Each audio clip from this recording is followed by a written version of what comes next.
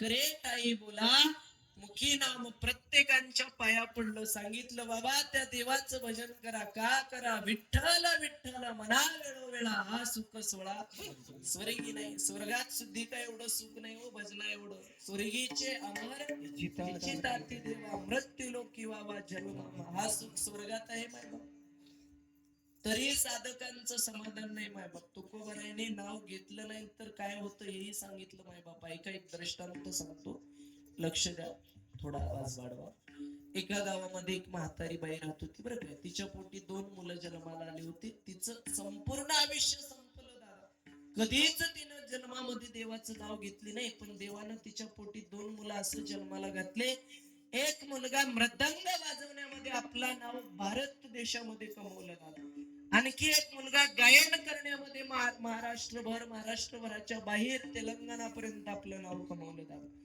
दुर्दैव एकच होता त्यांची घरात आई कधी देवाचं नाव घेत नव्हती बाबा एका दिवशी पोरांना प्रश्न पडला आपण एवढं देवदेव करत फिरतोय म्हणे आपल्या देवदेव करण्याला काही अर्थ नाही कारण घरात आपली माय देवाचं कधी नाव घेतली नाही काही करून आपण एक प्रयत्न करायचा आपल्या आईच्या तोंडाला देवाचं नाव आणलं पाहिजे काय करावं पोरांनी काही नाही म्हणे जसं आता तुम्ही पंचकृषीतल्या सगळ्या लोकांना महाप्रसाद दिलं तशी एक महाप्रसादाची पंगत ठेवायची म्हणे सगळ्या महाराष्ट्रभर तेलंगणाभरच्या सगळ्या वारकऱ्यांना आपण घरी बोलवायचं कशा करता जेवण करण्याकरता बरं काय पोरांनी ठरवलं आणि सांगितलं माईला खुर्ची टाकून अंगणात बसवायचं आणि सगळ्या वारकऱ्यांना विनंती करायचं की आल्या आल्या आमच्या माईला काय करा तुम्ही राम राम घाला जेणेकरून तुम्ही घातलेल्या रामरामामुळं माईच्या तोंडाला काय येईल देवाचं नाव येईल कोणाचं पोरांचा प्रयत्न होता बाबा ठरल्याप्रमाणे 50,000 रुपये खर्च करून पंगत झाली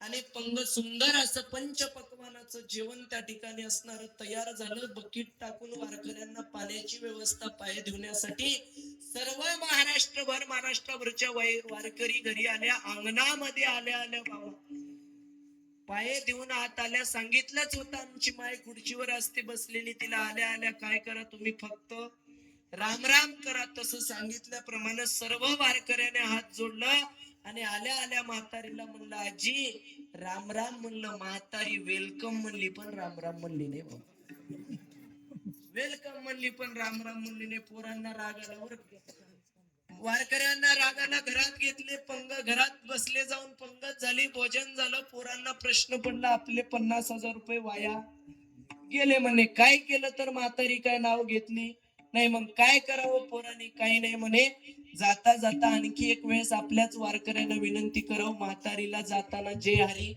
घाला पोरं सांगितले वारकऱ्याजवळ वारकरी म्हणले काही म्हणणार नाही म्हणले आम्ही पोरं गेले वारकऱ्याला म्हणले बाबा जिच्यासाठी आम्ही 50,000 खर्च केले तिनं आयुष्यभर देवाचं नाव घेतले नाही तुमच्या तरी निमित्तानं तिनं देवाचं नाव घ्यावं याकरता पोरांनी वारकऱ्याला विनंती केलं जाताना तुम्ही जे हरी घाला वारकरी म्हणले आम्ही घालना म्हणले अशी म्हातारी तेलंगणामध्ये बघल्या नाही म्हणले गेल्या गेल्या इंग्रजी बोलायला लागली नाही काय म्हातारी आहे का म्हणले आम्ही हिच्या नादाला लागणार हुशार असतात बरं काय म्हाताऱ्या बाया बाबा आमच्याकडल्या एका म्हातारीला काल परवा मी म्हणलो आजी आपल्या गावचे सरपंच कोमात गेले ती म्हातारी म्हणली महाराज मोठे माणसं आहेत कुठं बी जातात म्हणजे अशा म्हाताऱ्या बाया बाबा तिला सांगितल्याप्रमाणे जे हरी घाला म्हणले वारकऱ्याला पोरं म्हणले वारकरी म्हणले घालणार नाही पोरं म्हणले 50 दक्षिणा घ्या पण जे हरी घाला आता वारकऱ्याला दक्षिणा आल्यावर काय लागतो का महाराज घेतलं खिशा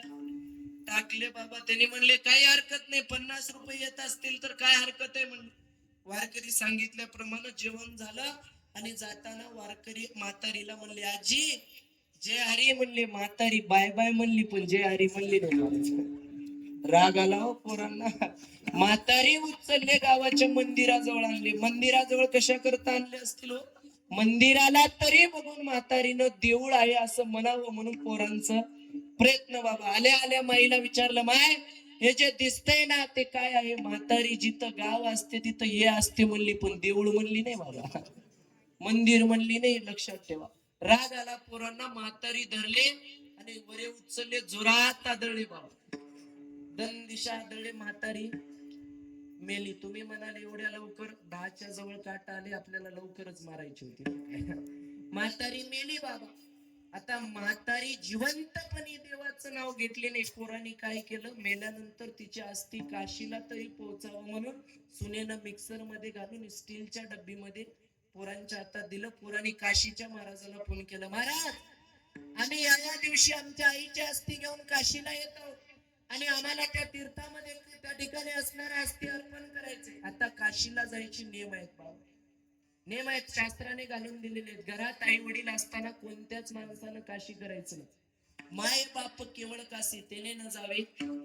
आई वडील असताना काशी करायची गरज नाही. दुसरा एक नियम आहे, काशीला गेलेला माणूस परत गावात यायचं नाही. तिकडच मेला तर त्याला पुण्य भेटतं, तिकडच मरावं लागतं, लक्षात घ्या. शास्त्राचं नियम आहे बाबा.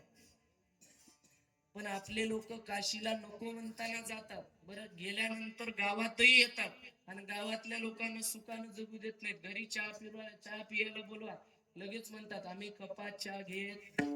त्याला म्हणा बुटात घेतोस का, कोण म्हणलं सांगा ना.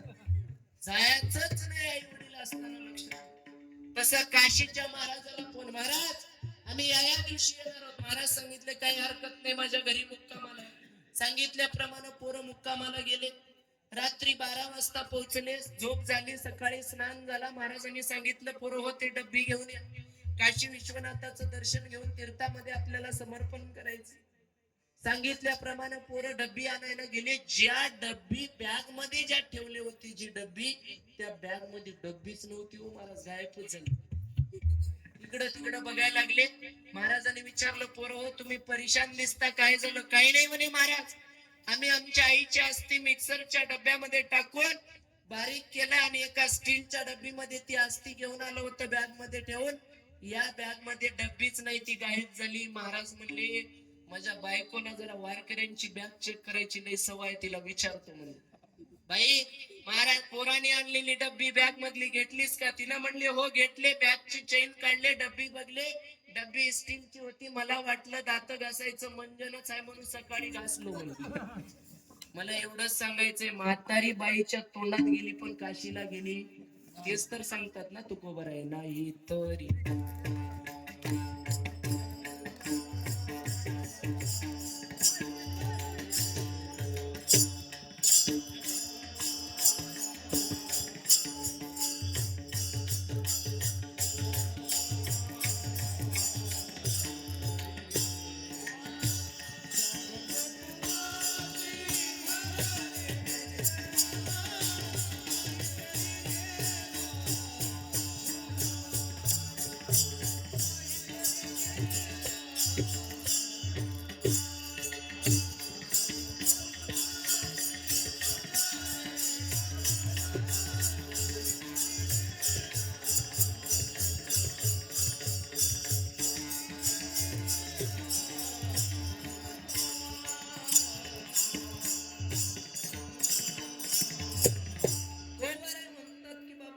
देवाचं भजन केल्यानंतरच यात जन्माला अर्थ. का सांगता तो महाराज? विचार केलं तुकोबराने, हे शरीरच भजनाकरता दिलेलं आहे. देवे दिला देह तोया झाला पाटा मालिकेचा, दिले इंद्रिय हात पाय कान डोळे मुख बोलाया. आपण जो शरीर घेऊन आला दादा, एवढं सुंदर शरीर आहे का?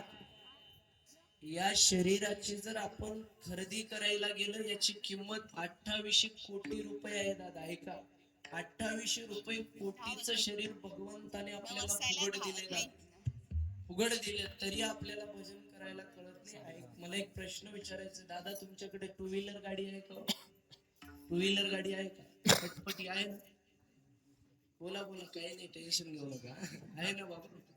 मला एक सांगा, किती लाख रुपयाची होती गाडी? 1 लाखाची. समजा कधी तुम्ही बोरगीला जात असताना ती गाडी वाटेत बंद पडली, ती गाडीत पेट्रोल चालतो का राखील?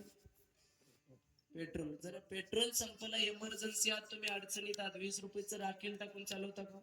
का चालवत नाही? ती गाडी खराब होती म्हणून भीती आहे, बरोबर आहे. खराब झाली तर तिला कोणाकडे न्यावं लागतं? मेकॅनिक कडे दादा, बरोबर आहे. 1 लाख रुपयाची गाडी आहे, इमर्जन्सी मध्ये पेट्रोल संपलं तर आपण 20 रुपयाचं राखेल टाकून चालू शकत नाही. 2800 कोटी रुपयाची गाडी भगवंतानं फुगड दिलं. रोडच्या कडाला बसून खप खंबे टाकतात.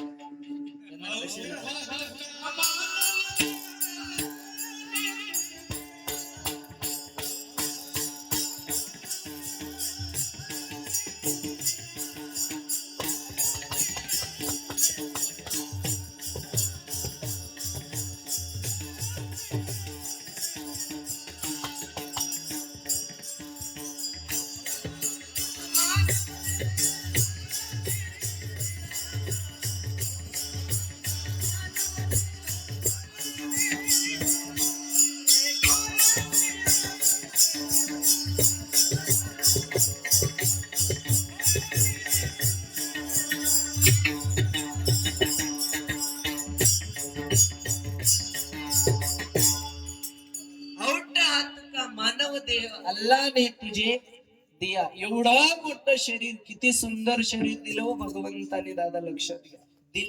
एवढं सुंदर शरीर दिलं पण आपण खाल्लं पिलं याला गमावलं दादा. ऐका, एक सांगू तुम्हाला दादा, सकाळी आपण रात्री झोपत असताना टाइम सांगून झोपतो हो दादा, पण सकाळी उठायचं ज्याच्या हातात आहे तो जगाचा बाप आहे दादा, लक्षात ठेवा. संध्याकाळी आपण टाइम सांगून झोपू शकतो. मी रात्री 9ला झोपत आहे पण सकाळी तू 7ला उठवतोस का नाही टाइम कोणी सांगू शकत नाही दादा. म्हणून दिवसभर चांगलं वागा, घरी गेल्यानंतर पडल्या पडल्या झोप लागते दादा. दिवसभर जर वाईट वागलं तर घरी गेल्यानंतर गोळ्या घेतलं तरी झोप येत नाही. म्हणून 2 गोष्टीला माणसाने जीवनामध्ये घाबरलं पाहिजे बघा. अंगात जर एखाद्या माणसाच्या ताप असेल तर माणसाला भोजन गोड लागत नाही, जेव्हा वाटत नाही बाबा. आणि एखाद्या माणसाच्या जर आयुष्यात पाप असेल तर त्याला भजन गोड लागत नाही, भजन गोड लागत नाही. म्हणून संसार करत असताना माणसाने जन्मदात्या बापाला आणि परमार्थ करत असताना माणसाने पापाला घाबरलं पाहिजे बघा. जो संसारामध्ये बापाला घाबरला त्याचा संसार चांगला झाला. जो परमार्थामध्ये पापाला घाबरला त्याचा परमार्थ चांगला झाला दादा, लक्षात चांगला झाला. आज तुकोबरायासारख्या महात्म्यानं एवढं उपदेश करावं का तुकोबरायांना संसार नव्हता. तुकोबरायांच्या जीवनातलं भजन, तुकोबरायांच्या जीवनातलं जर नामस्मरण पाहायचं गेलं तर 2च प्रमाण कारणीभूत आहेत. ऐका, एक प्रमाणे माझी मज झाली अनावलवाच्या छंद या नामाचा, काय खातो आम्ही कासया सांगते कैसे लागते. एवढा अट्टासाचा परमार्थ तुकोबरायाने केला. म्हणून तुकोबरायांचं शेवट गोड झालं दादा, लक्षात ठेवा, गोड झालं. आम्हाला सांगितलंय, आम्ही जो आयुष्य घेऊन आलो 4 प्रकारचं आयुष्य माणसाला भेटलेलं आहे दादा. कृत त्रत द्वापार कली असे 4 युगामध्ये माणसाच्या आयुष्याची विभागणी झालेली. कृतायुगामध्ये माणसं 1 लाख वर्ष जगत होती. तिथं हे पाप करायला लागले, 1 शून्य कमी झाला. त्रतायुगामध्ये 10,000 वर आणलं. प्रभू रामचंद्राच्या काळात लोकांना आयुष्य 10,000 वर्ष होतं दादा, त्यातलंही 0 कमी झालं. द्वापार युगामध्ये 1,000 वर आणलं. 1,000च्याही काळात कंसासारखे लोक जन्माला आले, त्याच्यातलं 1 शून्य कमी झालं. आणि कलियुगामध्ये त्या ठिकाणी असणार 100वर आणलं. अल्प आयुष्य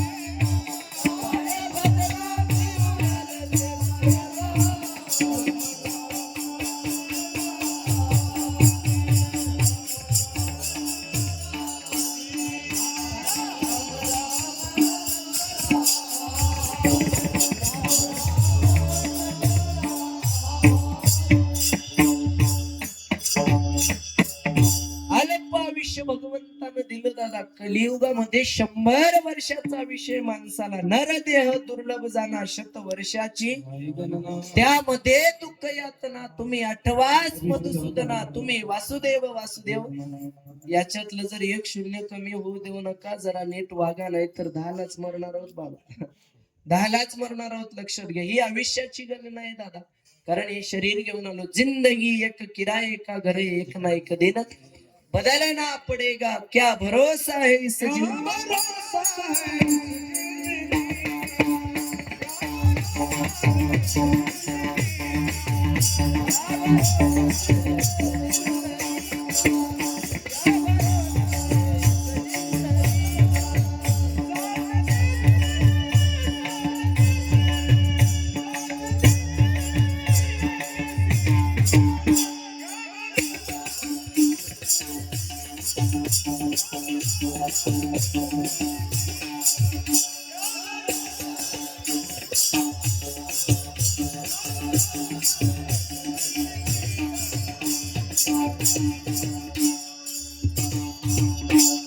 काही भरोसा नाही महाराज माणसाच्या आयुष्याचं.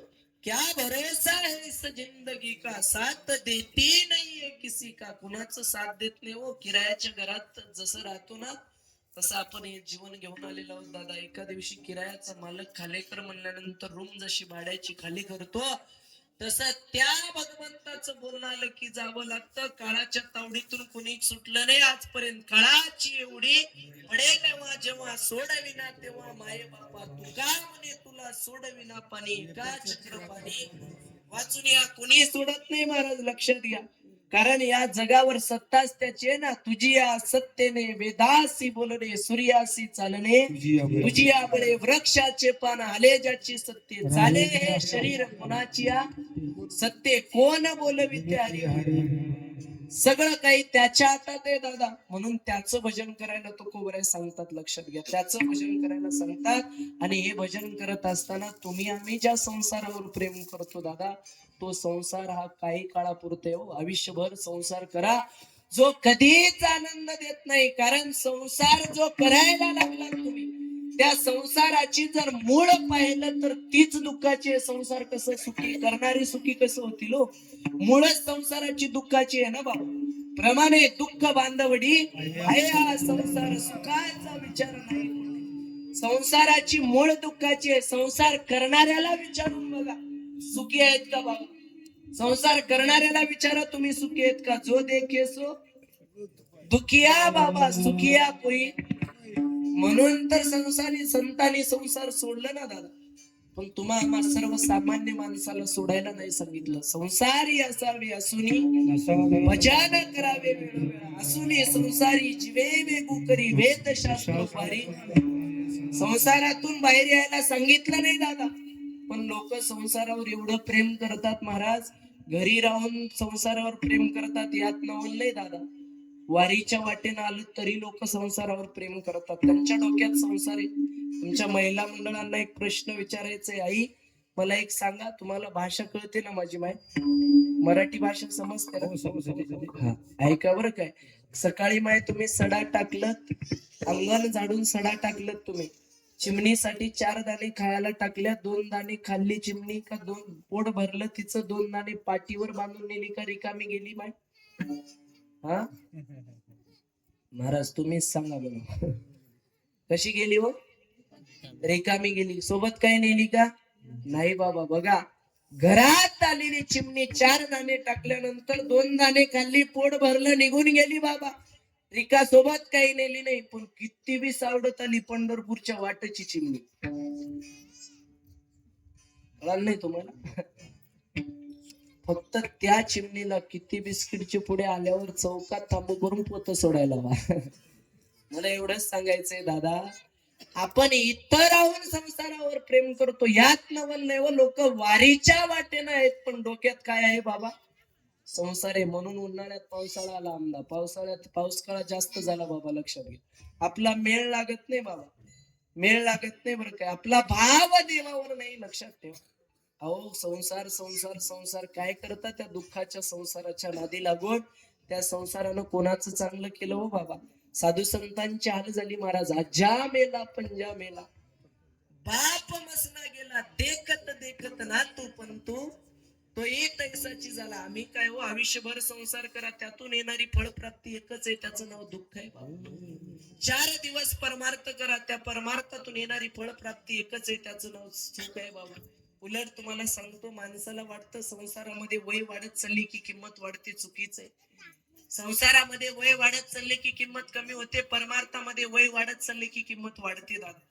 इथं आलात, इथं छोटा जरी लेकरू असलं तर पंढरीच्या लोका नाही अभिमान पाया पडे जण एकमेका. कारण इथं सगळ्यांना सांगितलं यारे यारे लहान तोर याती बलत्या नारी नर किंवा सकळ अंशी येते खट नट यावे शुद्ध होऊन जावे दौंडी पिटवावे टाळी वाजवावी गुढी उभारावी वाट ती चालावी पंढरीची. तर सगळ्यांना अधिकार दिलं दादा, लक्षात ठेवा. सगळ्यांना अधिकार दिलं तरी लोक संसार आहेत. बघा ज्ञानोबारायांचं जर विचार केला, अगदी वयाचे 20-22 वर्षाची वय आहे महाराज, लक्षात घ्या. वयाच्या 22व्या वर्षी ज्ञानोबारायांनी परमार्थिक जीवनाला पूर्ण विराम दिलं दादा, लक्षात ठेवा. पूर्ण विराम दिला. अहो ज्या लोकांनी ज्ञानोबारायांना शिवलं की पाप होते म्हणत होते, ते लोक ज्ञानोबारायांचं समाधी सोहळ्याला दर्शन व्हावं म्हणून 36 तास रांगेत आहेत दादा, लक्षात. तेच लोक. याच्या मागे एकमेव कारण आहे, माझ्या ज्ञानोबारायांनी आयुष्यभर असेपर्यंत देवाचं भजन केलं होतं. जाता जाता लोकांनी एवढं त्रास दिलं, पसाय दान लिहिण्याची वेळ आली तेव्हा जगाला सुखी करण्याची मागणी मागितलं. आता विश्वात मके देवे येणे वाग्येतले तोषावे तोषोने मज द्यावे पसाय. तरी आम्ही संसारावर प्रेम करतो दादा, लक्षात घ्या. किती प्रेम करतो. काळानुसार बदल होत चाललेला आहे बरं काय. जुन्या काळात जर एखाद्या आईला नवरा बाहेरून आला तर डोक्यावर पदर घेऊन पाणी मागितला तर देवाच्या तांब्यात पाणी द्यायची, एवढा बदल पहिलाचा होता दादा. आता किती बदल झाला हो. प्रत्येकाच्या घरात नळ झालं बाबा. आता अजून काही दिवसाला त्या नळाला एक नळी येणार आहे. नवरा जर बाहेरून आला आणि बाईला पाणी मागितला की बाई नळीच तोंडात खुपशील. टेन्शन नाही ना. एवढा बदल झाला दादा, एवढा बदल झाला. किती बदल. चपात्या करायची मशनी आल्या माहितीये तुम्हाला. कधी गेला जुक्कलला बिचकून त्याला तर घेऊन या, गोल उंडा करून मशनीत टाकले की चपाती करून बाहेर निघाली महाराज. तशीच अजून एक आंघोळ करायची मशीन आली. कधी हैदराबादला गेलो तर घेऊन या. एखादा हिंदबा एखादा मेहुणा किंवा युवाई भेटायला आला की त्याला मशनीत, जसं त्याला मशनीत गेला लाईटच गेली बाबा. सिस्टम वाल्याचं जनरेटर आणून त्याला बाहेर काढले ना, आल्यावर म्हणली मसनीत आंघोळ करणार का. त्यानं म्हणला गावच्या नदीत करतो पण मसनीत करणार. मला हे सांगायचं एकमेव कारण आहे दादा, काळानुसार बदल झालेले आहे, लक्षात ठेवा. काय अतिशय तडजोडीनं टेक्निकल मार्गाने चालू आहे. म्हणून आम्हाला भजन करायचंय ना दादा, भजन करायचंय हो. जिथं विज्ञान संपत तिथं अध्यात्म चालू होतं, म्हणून भजनाला कमी समजू नका. एखादा पेशंट आहे, डॉक्टरांच्या हातात द्या, तो मरायला टेकलाय आणि डॉक्टरांनी आहे तेवढे प्रयत्न करून पाहिलं, तो काय पेशंट बरा व्हायसारखा नव्हता. डॉक्टरांनी तिथं सांगितलं बाबा जेवढं माझ्या हातात आहे तेवढं मी केलं, इथून पुढे वाचण्याचं कोणाच्या हातात आहे, देवाच्या हातात आहे. म्हणून त्याचं भजन करायचं. विठ्ठल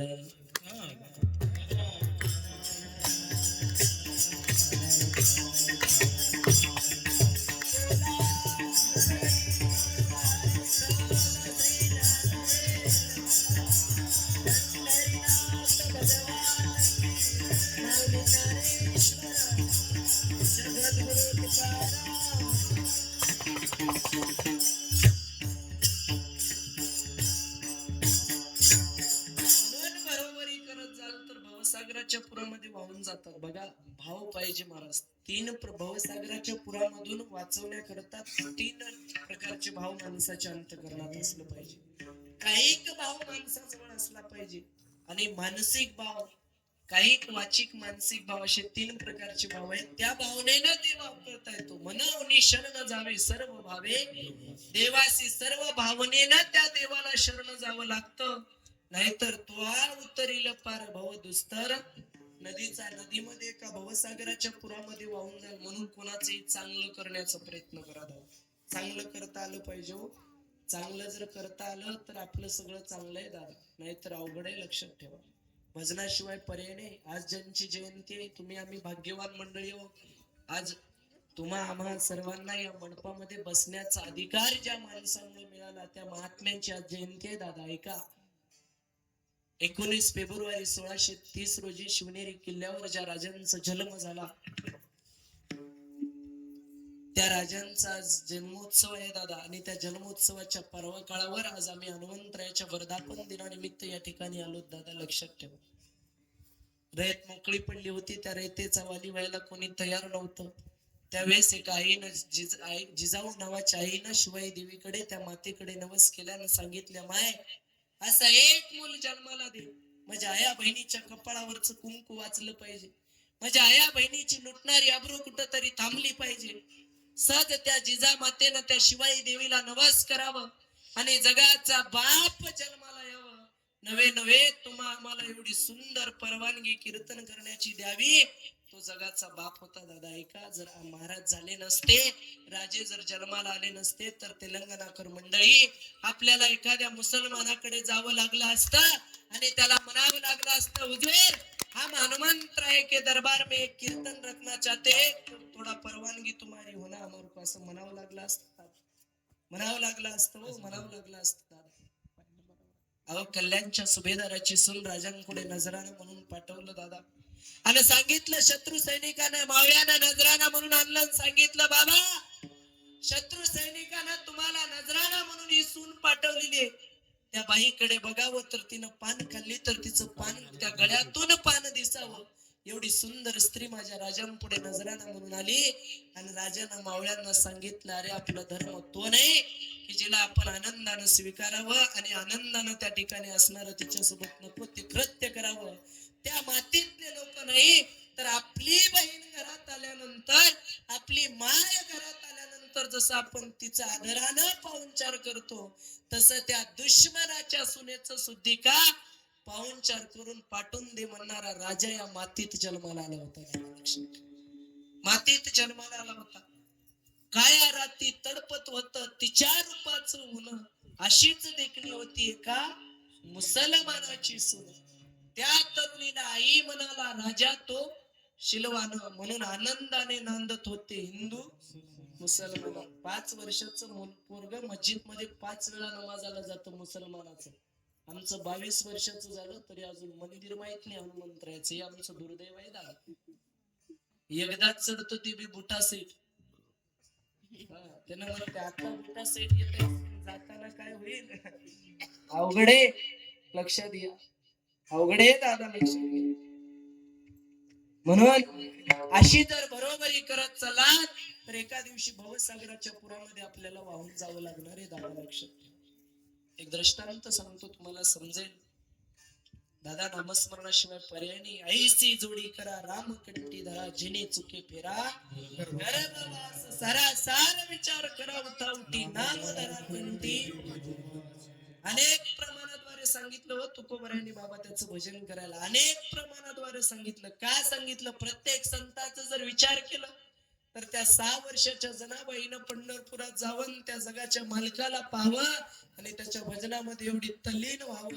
हृदय बंदी खाना केला आत, विठ्ठल कोंडीला साठविला हरिजीने हृदय मंदिरी. म्हणून त्यांना कधी भवसागराचा पुराचा प्रश्न पडला नाही दादा.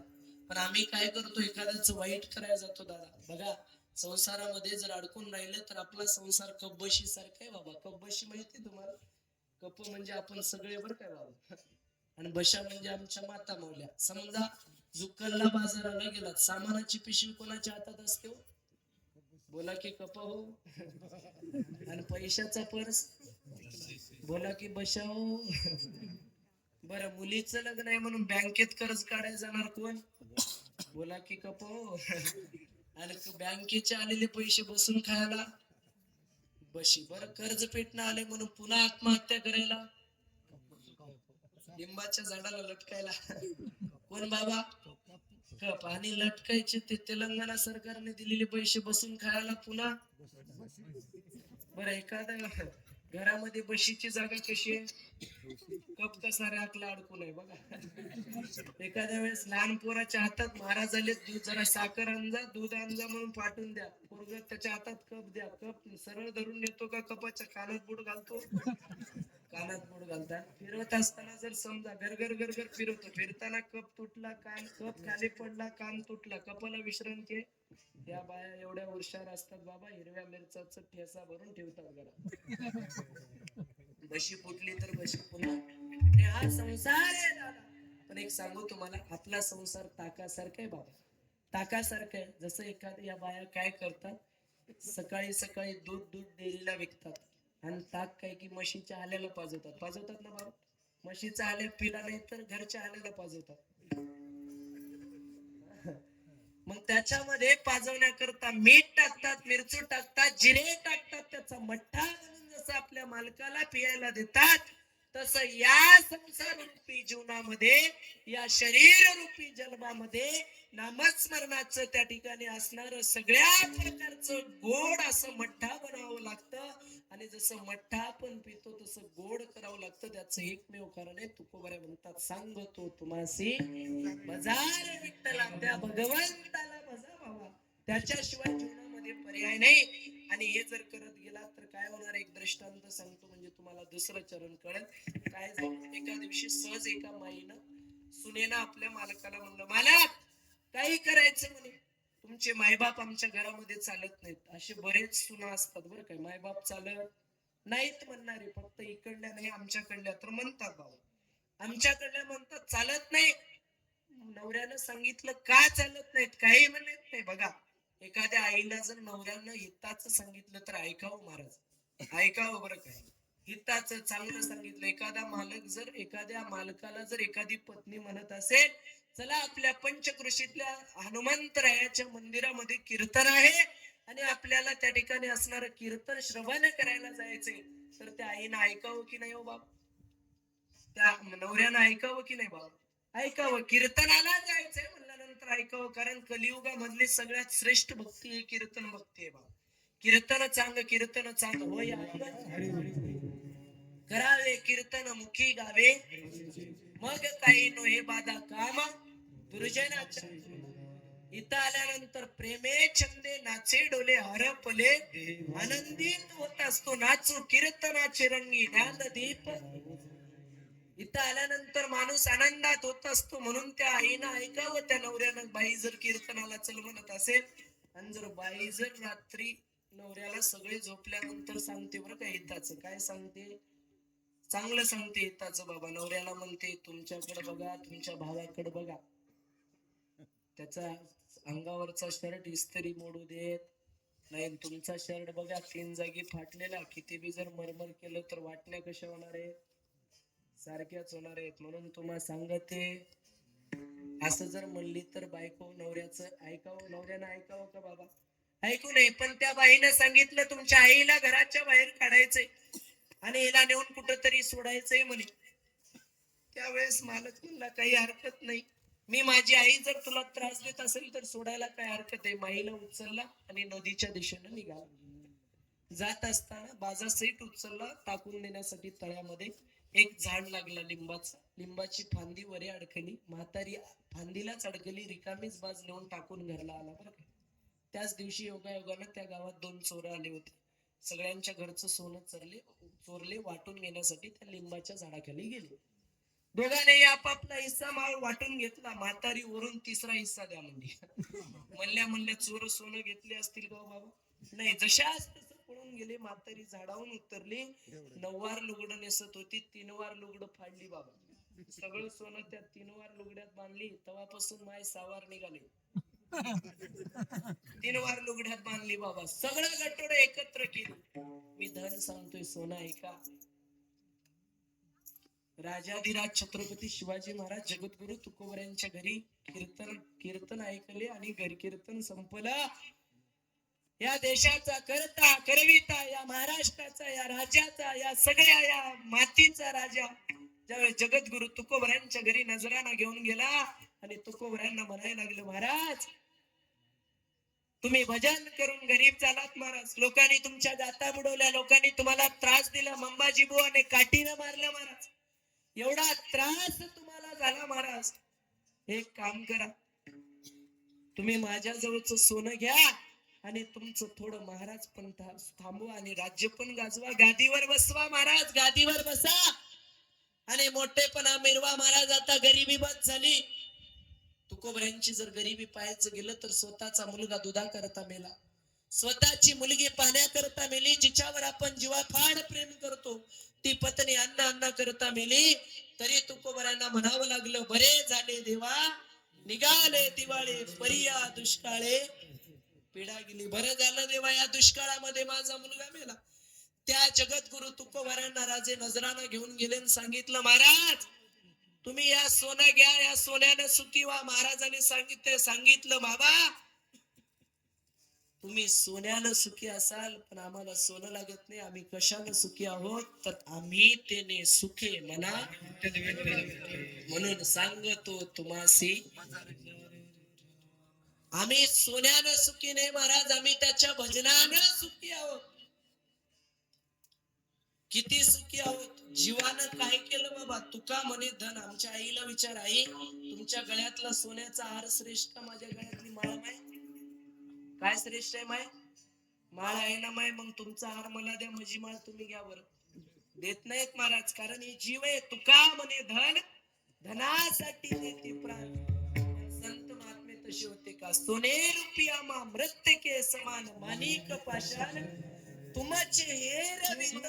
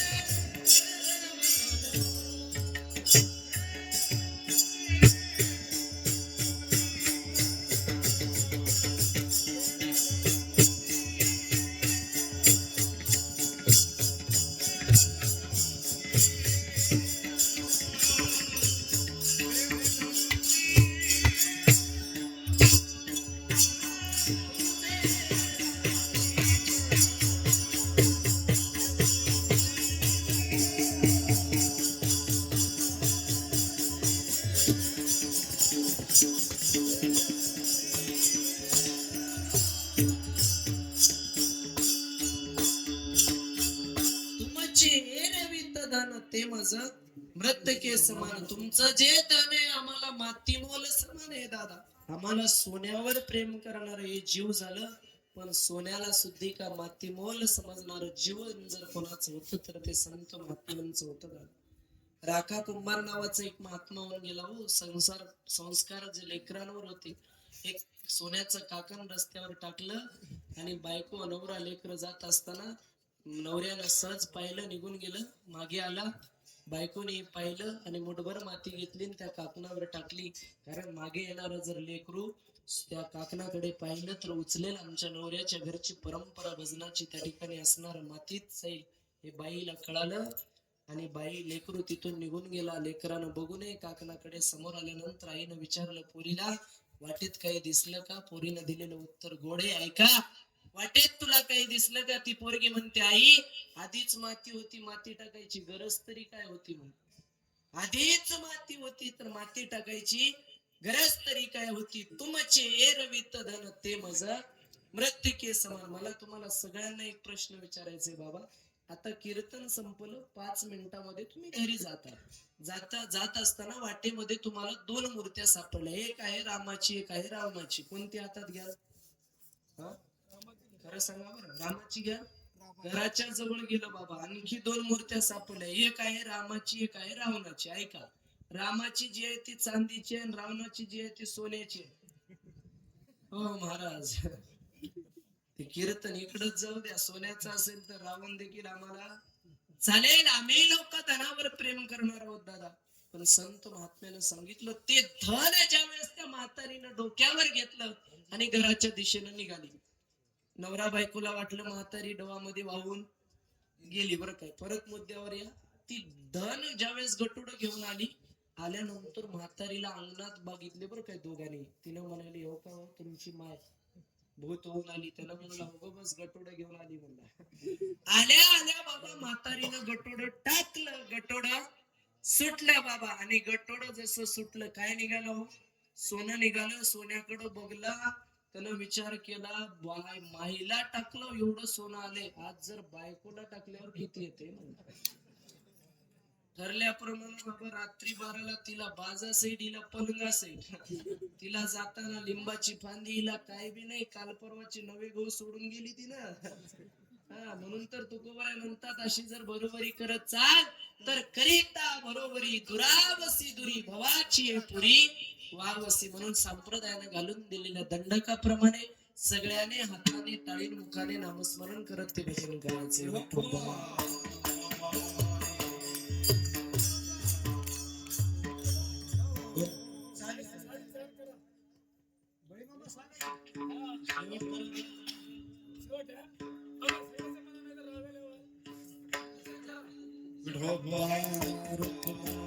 सर्वजण हाताने टाळी मुखाने नामस्मरण करायचे.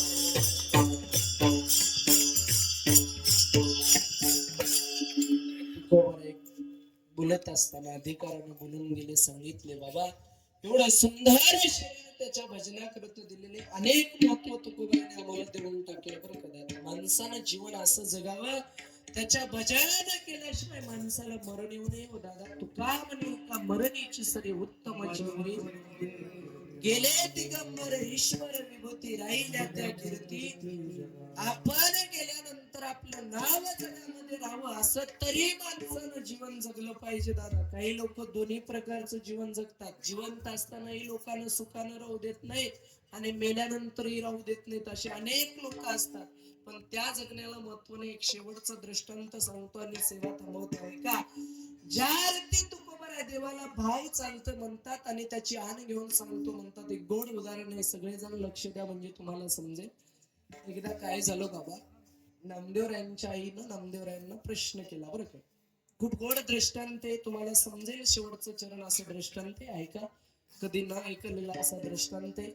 अतिशय संत चरित्रावर भर देणारा दृष्टांत आहे मायबाप. कारण संतांचं जर जीवन पाहायचं गेलं तर दादा, चोकोबरायांच्या घरचं पत्नीचं बाळात पण माझ्या बालकानं केलं. प्रत्येक संतांच्या घरी जाऊन देवानं काम केलं. याच्या मागे एकमेव कारण आहे, त्या देवाला फक्त आणि फक्त भजन आवडत होतं. तो भजनाचा भुकेला होता. नाथरायांच्या घरी देवानं 36 वर्ष काम केलं. 12 वर्ष चंदन उगाळून दिलं. 12 वर्ष दत्त जोमदारकी केली. 12 वर्ष त्या ठिकाणी असणार बाबा कावडीनं पाणी भरलं. कावडीने पाणी ज्या घरी चक्र पाणी वाहे, अनन्य भक्ती भावे निळा वंदितो त्याचे पाय. ओवाळू आरती स्वामी एकनाथ माझा. याच्या मागे एकमेव कारण होता, आवडे देवासी तो ऐका नामाचा उच्चार रात्रंदिन. तुळशी माळ गळा, गोपीचंद तिळा हृदय कळवळा. वैष्णवांचा ज्याच्या कपाळाला गोपीचंदनाचा टिळा आहे, ज्याच्या गळ्यात तुळशीची माळ आहे, तो भक्त देवाला आवडतो दादा, तो वारकरी देवाला आवडतो. आपल्या गळ्यामध्ये किती लाखाचा नकलेस आहे. एखाद्या आईनं 4 लाखाचा नकलेस घालावं, एखाद्या बाबाने 5ही बोटामध्ये 5 लाखाच्या मुद्द्या घालावं. चला राहू द्या आता, मागे पुढे लावा बरं काय. विठ्ठल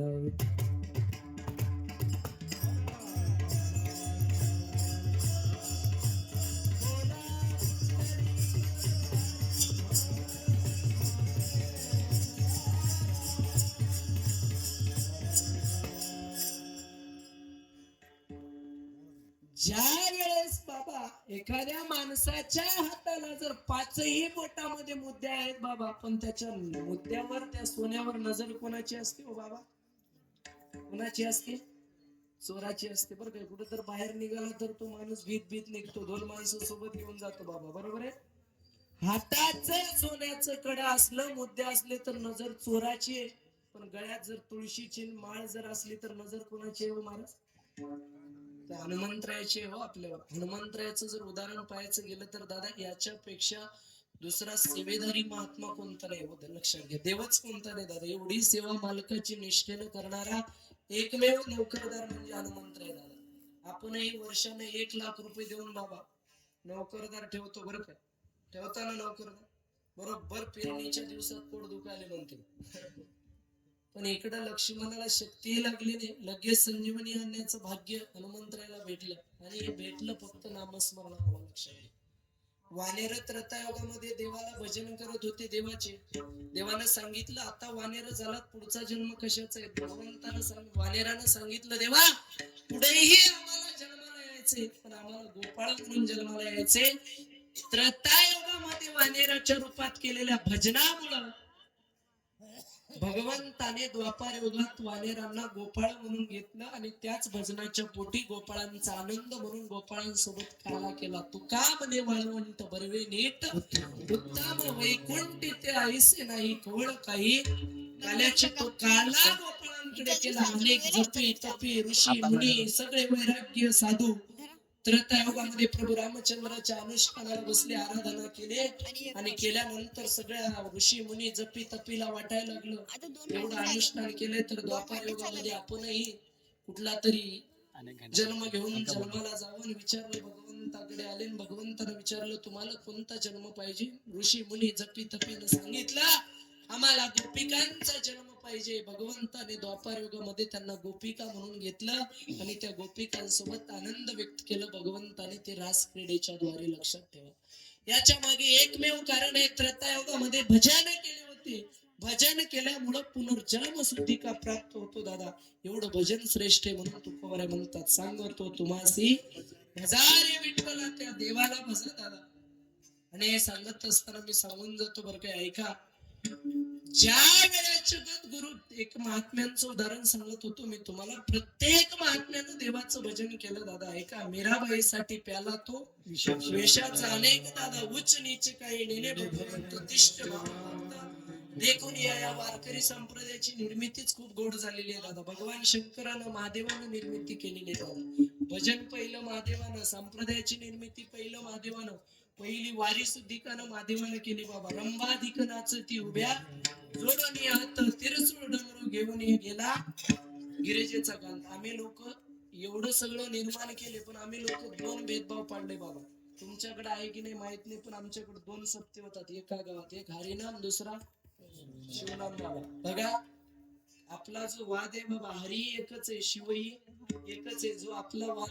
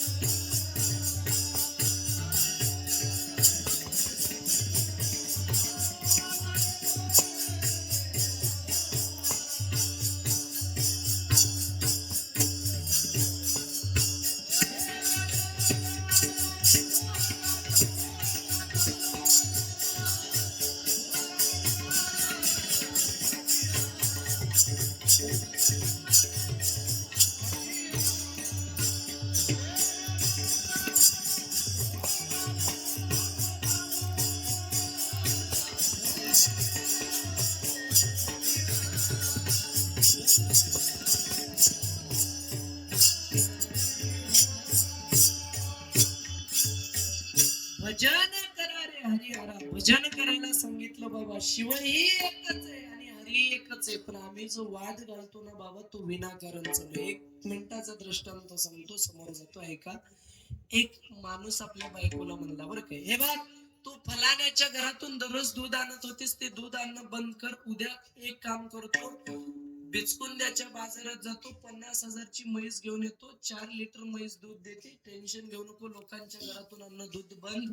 उद्यापासून दूध आणायचं बंद. म्हणला काही हरकत नाही. तिनं म्हणली म्हैस किती लिटर दूध देते? तिनं म्हणला 4 लिटर. तिनं म्हणली 2 लिटर माझ्या माहेरला, 2 लिटर तुमच्या मायबापाला. त्यानं म्हणला तेवढा येडा वाटला होता तुला? म्हणला 2 चरव्या बाबा. म्हैस नाही काही नाही, वाद पेटला बाबा. चरव्या आली दोघांच्याही हातात, चरव्या घेतली, एवढं भांडण पेटलं, एवढं पेटलं बाबा. त्यानं बाजूला काठी होती, भांडणामध्ये घेतला काठी की बायकोला धनाधन मारायला लागला बाबा. एक म्हातारी बाई बाजूला होती, तिनंही आली बाबा. यानं बायकोला मारायला, तिनं बी काठी घेतली, तिनं येऊन या माणसाला मारायली बाबा. ते माणूस म्हणला, हे माय कशा करता मारायलीस? ते म्हातारी म्हणली, तू बायकोला कशा करता मारायलास? हे बघ माय, आता बिचकुंद्याच्या बाजारात गेलो, आमच्या रमेश रेड्डी जवळून 50,000 घेतलो व्याजानं, आणि ते 4 लिटर म्हैस दूध द्यायचे आणलो, आणि 2 लिटर हिनेच्या माहेरला नाही आली म्हणून हिला मी मारलेलो. म्हातारी म्हणली, 2 तास झालं तुझी म्हैस माझ्या गव्हात चरायली म्हणून तुला मारलेलो. ए आजी, म्हैस कुठे येत? तुझा वाद कुठे चालू आहे? हरी हरा भेद नाही नका करू. करायचं नाही दादा वाद. आमचा जो वाद चालू आहे तो विनाकारण चालू आहे दादा, लक्ष द्या. तसा एका महात्म्यानं एवढं भजन केलं दादा. शेवटचं चरण तुमच्या लक्षात येईल ऐका.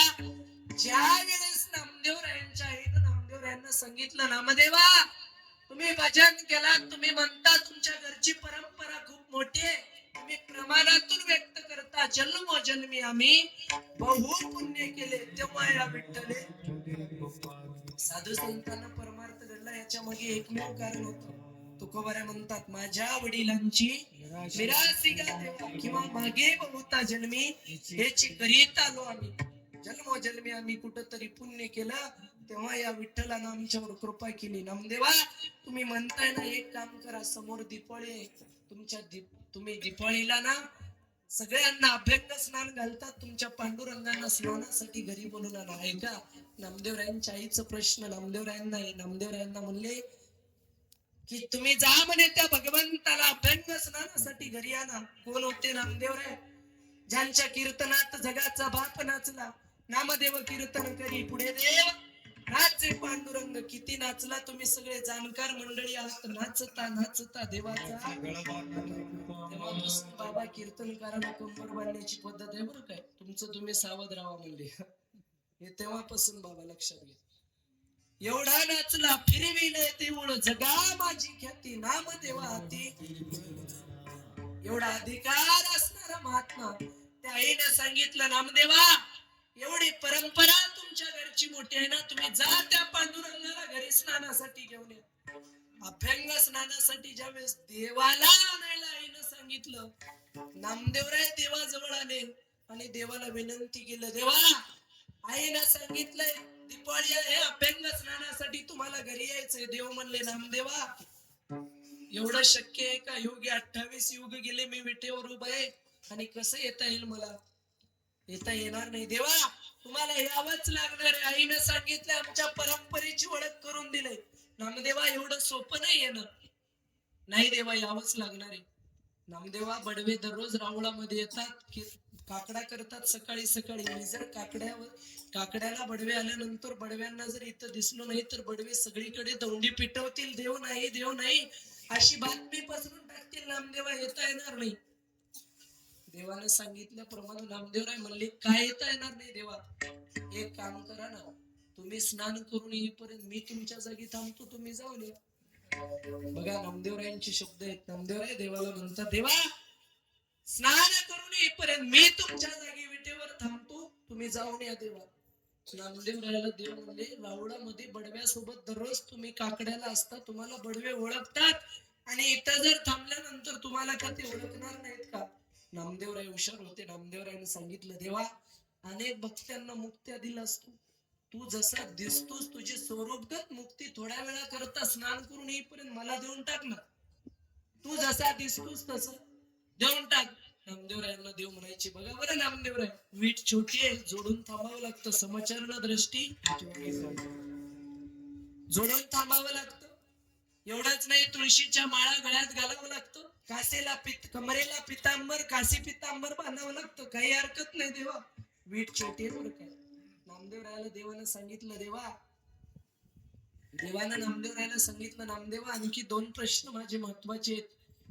काकडा झालं, काकडा आरती झाली. काकडा आरती करताना काकडा झालं की बडवे दररोज स्नान घालतात मला, आणि स्नान घातले, गरम पाणी घातले तरी घाबरायचं नाही, थंड घातले तरी काकडायचं नाही. नामदेवराय एकच म्हणायचे, देवा तुम्ही लवकर या बरं, लवकर या बरं देवा. प्रेमानं नामदेवराय बोलायचे. पण जाता जाता देवानं सांगितलं, नामदेवा आणखी एक प्रश्न आहे माझा. काकडा संपला, पडवे आरती करत असताना 1.25 किलो लोण्याचा गोळा तोंडाला लावतात. तुमच्याही तसंच लावतील, फक्त बघायचं, खायचं. देव नामदेवराय म्हणले, देवा लवकर या, मी तसंच करेन. सांगितल्याप्रमाणे बाबा देव अभ्यंग स्नानासाठी निघून गेले. नामदेव रूपी पांडुरंगानं विटेवर थांबलं. दादा कासेचे पितांबर गळ्यात टाकलेले आहेत, आणि काशी तुळशीच्या माळा गळ्यात, कमरेला काशी पितांबर बांधलेले. नामदेव रूपी पांडुरंग बडवे नित्य नेमानं काकड्याला आले. स्नान झालं, सगळं झालं. नामदेवराय काही केले नाही बाबा. देवानं सांगितल्याप्रमाणे अत्यंत अगदी तल्लीन पद्धतीनं नामदेवरायाने ते सर्व नियम पाळलं. इकडे आरती करत असताना डोळे झाकलेले असतात आरती करणाऱ्याची, काकड्याची. आणि आरती करताना बडव्याने डोळे झाकले, आणि इकडे एकीकडून 1.25 किलो लोण्याचा गोळा नामदेव रूपी पांडुरंगाच्या तोंडाला लागलं. दादा जीभ ही जीवाची होती, देवाची नव्हती. ओ माय बाप, ती चव लागली नामदेव रूपी जीवाच्या, त्या नामदेव रूपी पांडुरंगाच्या जिभेला. आणि बघता बघता नामदेवरायाने 1/2 किलो लोणी खाल्लं बाबा. आणि ती ओली ज्या वेळेस जिभेची त्या बडव्यांच्या हाताला लागली, बडव्यानं आरतीच थांबवलं. महाराज थांबा म्हणे आरती. मला एक सांगा मंडळी, देवानं लोणी खाल्लं, याचा आनंद व्हावं का दुःख व्हावं बाबा? देवाने लोणी खाल्लं, याचा आनंद झाला पाहिजे का दुःख झाला पाहिजे? बोला ना. आनंद झाला पाहिजे, बरोबर आहे. पण देवानं लोणी खाल्लं, याचा बडव्यांना आनंद झाला नाही. देव जर लोणी खायला चालू केला तर उद्यापासून आमचं घर कसं चलेल याचं दुःख झालं. विठ्ठल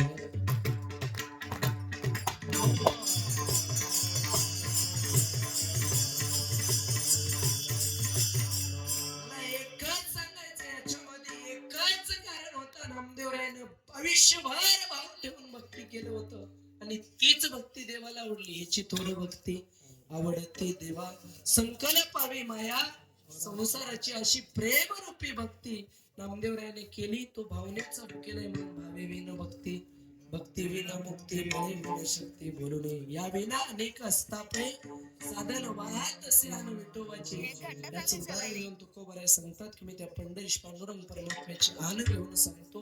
देव भावनेचा हुकलय, भावनेनं जवळ करता येतो. काही न लगे एक